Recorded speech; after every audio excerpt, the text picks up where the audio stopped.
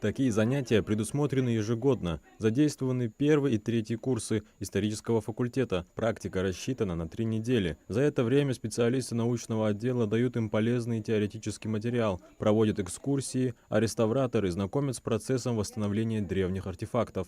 Ну, мы уже бывали в этом музее, и с этим приходом мы замечаем, что тут есть новые музейные предметы, которые представляют историческую ценность. И они нам очень понравились, и для нас открылись новые знания. У нас было очень много вопросов, которые нам сотрудники этого музея хорошо ответили на понятном языке.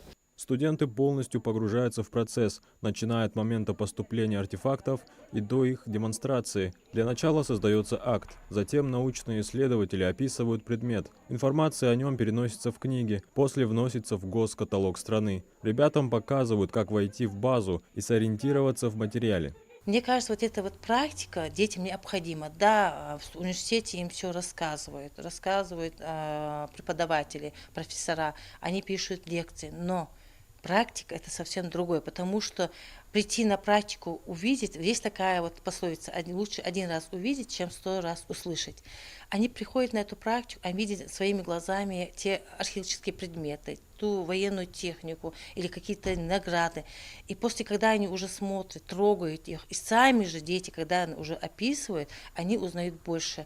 Студенты ежедневно с интересом посещают этот музей на протяжении всей практики, ведь каждый день они узнают для себя что-то новое. Этот формат позволяет будущим историкам лучше понять специфику своей профессии.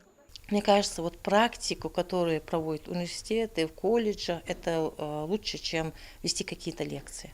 Темы варьируются от современных методов хранения экспонатов до истории музейного дела. Такая комплексная программа помогает студентам не просто набраться опыта, но и ощутить свою причастность к сохранению культурного наследия. Адам Гуражев, Султан Могушков, Магаз 24.